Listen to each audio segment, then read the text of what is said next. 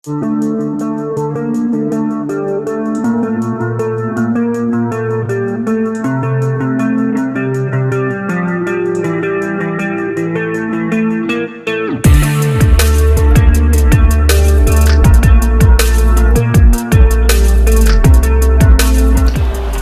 masyarakat di Provinsi Jambi mengaku tertipu investasi bodong. Tidak tanggung-tanggung, kerugian ditaksir mencapai 2,1 miliar. Kepolisian daerah Jambi langsung melakukan penyelidikan dan menangkap seorang laki-laki berinisial RJ di Jember, Jawa Timur. Tribun Jambi berkesempatan melakukan wawancara eksklusif bersama RJ. Tribuners, inilah kisah di balik berita.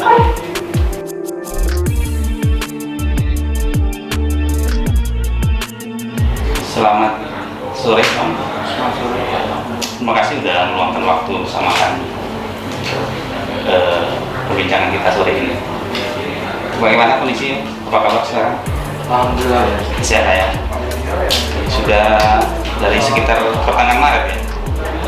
Ya. Pertengahan Maret misalnya. Bang, bisa dijelaskan seperti apa awal keterlibatan Abang di SR ini? Awalnya dari orang tua. Dia cuma sambung lidah, kenalin saya dengan si R ini. CL ya? Dan si R menghubungi saya. Untuk aja kerjasama. Kerjasamanya seperti apa bisa? Nah, untuk membuat ATM bersama orang lain. Bersama orang lain. Oke. Dengan dia ngomongnya untuk dia bisnis online dia. Oke. Terus dan untuk menyimpan uang gitu, dia bilangnya awalnya seperti itu. Dan akhirnya saya coba lah, saya sendiri. Seperti apa yang dia mau. Setelah saya bikin dengan atas nama saya sendiri, sudah saya kirim kan ke Malaysia. Setelah itu dia minta lagi. Oh, minta lagi berarti itu satu rekening ya? Atas nama Bang berarti. Oke, dia minta buat rekening lagi. Oke. Setelah itu saya carilah teman namanya Umi dan Ardian. Dua berarti? Dua. Oke. Setelah itu udah saya bikin sama seperti setelah jadi saya kirim ke bos saya. Jadi 3 rekening ya Bang buat ya? Yang awalnya 3 rekening. Awalnya berarti ada lagi setelah itu? Ada lagi. Diminta oleh bos ya? Jadi total ada berapa rekening ya Bang buat? Sekitar 15, tapi ada beberapa yang nggak bisa dipakai. 15 ya? Cuman saat ini udah di-blok. Iya, kan 15 tuh orangnya beda-beda ya? Iya. Beda teman semua ya? Ada yang bawaan orang juga. Oh gitu, 15. Tapi ada teman saya yang bawa. Lalu kartu ATM tetap Abang pegang berarti? Enggak, bos. Oh bos? Semua bos. Oh, PIN segala macam. Jadi semua bos. ATM dikirim berarti ke Malaysia? Dikirim ke Malaysia?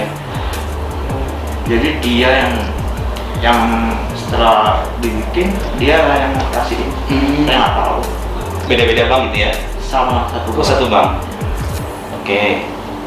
Lalu berarti ada kompensasi ke 15 orang tadi yang Abang pakai namanya buat rekening itu ada kasih kompensasi ya? Kayak berapa tuh Bang?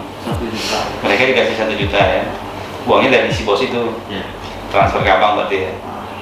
Oke. Tapi setelah ATM dikirim, Abang tidak merasa jangkal berarti ketika itu ya?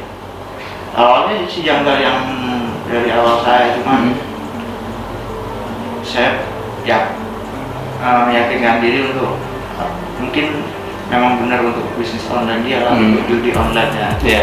Kayak tadi orang tua ya ngomong gitu ya. Tapi orang tua nggak cuma sambung lidah aja. Sambung lidah. Intinya nggak jelasin ini. Dan si R sendiri yang jelasin ke saya. Berarti orang tua pun sebenarnya kenal atau tidak sih dengan si R? Kenal. Oh, kenal ya. Oke. Selama di sini sudah berapa kali kontak dengan keluarga? Saya kontak dengan istri saya aja. Oh, istri saya. Iya. Abang begitu dapat tambahan lagi mengenai SR kan tadi nggak tahu tuh ya SR ya. Pas ditanya polisi itu lah ya SR. Lalu tahu ternyata korbannya begitu banyak dan dari Jambi sampai miliaran rupiah, taunya pas sudah di sini. Iya. Di sini. Apalagi istri lagi hamil kan. Hamil ya. Anak pertama Saya menikah 9 tahun dan udah 4 kali keguguran, kan baru kali ini yang sehat. sehat ya. Ya, kita berharap semoga sehat dan berjalan terbaik lah dari atas kasus ini kan. Apa harapan apa Pak atas kasus ini? Semoga cepat terbongkar semua. Cepat terbongkar ya. Misal Bang, nanti Abang ya mau ya vonis lah ya terlepas dari keterlibatan Abang tadi kan, misalkan dijatuhkan vonis, apakah mungkin tidak mencoba mengajukan upaya misal minta ya ditahan di kampung halaman agar lebih dekat dengan keluarga mungkin, upaya-upaya itu mungkin Saya belum terpikir ya. Di tahanan apa aja hari-hari dilewati yang dilakukan Bang? Ya waktu yang sholat ya seperti itu lah, cuman ngobrol sama teman. Mungkin ada pesan Bang terhadap ini kan banyak nih korbannya. Ya. Kalau misalkan Abang dibolehkan menyampaikan ucapan kepada korban, apa sih yang ingin Abang sampaikan? Ya saya menyampaikan, saya mohon maaf sebesar-besarnya. Mungkin ke saya, mereka juga marah kan. Saya juga kan. Intinya mungkin harus lebih berhati-hati dalam memilih aplikasi dan memainkan aplikasi seperti itu. Nah, itu aja. Oke Bang, terima kasih atas waktunya. Ya, semoga cepat selesai masalah ini. Amin. Bahwa memang bagaimana proses nanti ya semoga dimudahkan. Mudah-mudahan yang diberi yang terbaik lah. Kita berharap semoga ya memang bosnya yang itu yang benar-benar tertangkap untuk mempertanggungjawabkan. Ya, jadi setelah kita periksa RJ ini, perannya itu bisa dikatakan sebagai orang yang menghubungi untuk membuka rekening atas perintah tersangka yang masih kita buru namanya R di Malaysia. Jadi dia menghubungi tentunya orang yang dia kenal, mau buka rekening nggak, mau buka rekening nanti dibiayain gitu. Setelah dibiayain untuk uang buka rekening juga diberi imbalan, yang buka rekening itu diberi imbalan. Ya, kalau kami kemungkinan karena aplikasi ini online, jadi bisa kemana saja sebenarnya. Memang korban yang sudah melapor itu ke kami sudah cukup banyak, ya, jadi mungkin yang pertama kali menindaklanjuti kasus ini sementara di Jambi. Awalnya kita itu melacak ada beberapa nomor handphone yang dijadikan sebagai rekening, ya pemilik rekening yang dijadikan penampung oleh para member aplikasi ini. Kita dapat ada beberapa yang masih aktif gitu ya. Nah, yang dari aktif ini kita kejar, ternyata posisinya ada di Jember.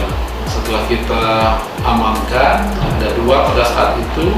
Ya, setelah kita amankan, ternyata memang nomor buku rekening berikut SIM card untuk membuka rekening itu sudah diberikan kepada tersangka RJ ini. Gitu. Makanya kita kejar, ternyata memang RJ sebagai yang mengkoordinir untuk membuka rekening. Domisili pelaku yang menyuruh RJ ini adalah warga negara asing, yaitu di Malaysia. Tentunya kita mengikuti ketentuan prosedur bagaimana penanganan terhadap calon tersangka terhadap orang asing. Jadi kita sudah menyurati ke Interpol, kemudian koordinasi ke Menko Polhukam, jadi melalui mutual legal assistance tersebut. Nah, juga nanti kemungkinan kalau memang sudah ada sinyal seperti itu bisa dilakukan upaya penangkapan, apakah bisa langsung kita dari Indonesia melakukan koordinasi polis to polis ke polisi di Raja Malaysia. Kalau kita lihat di aplikasi SR ini hanya uang itu saja yang diputar, ya hanya uang itu. Jadi dia nggak ada produk yang dijual gitu. Dengan mengiming-iming keuntungannya yang besar, dengan member yang banyak, sehingga member yang baru itu menopang member yang awal. Jadi uang itu yang diputar gitu. Jadi sebenarnya nggak ada bisnis, nggak ada perdagangan di situ. Ya, jadi uang itu saja yang diputar. Pada saatnya keuntungannya sudah besar, nah itu tadi para pelaku atau pemilik aplikasi menutup kegiatan ini. Polda Jambi juga bagian dari Satgas Waspada Investasi ya. Kita dengan OJK, dengan dinas instansi lain itu sudah sering memberikan edukasi, himbauan, sosialisasi kepada seluruh lapisan masyarakat baik secara langsung maupun melalui media-media sosial. Intinya jangan mudah percaya dengan investasi yang menjanjikan keuntungan yang tidak logis, gitu ya. Terutama kalau keuntungannya 1 bulan itu di atas 15 atau di atas 10%, itu sudah tanda tanya. Jadi keuntungannya melebihi bank-bank yang ada di Indonesia, gitu. Jadi kalau memang ada tawaran seperti itu ya, kok cek dulu aplikasinya ya, bisa melalui OJK, kan ada layanan online juga dari OJK.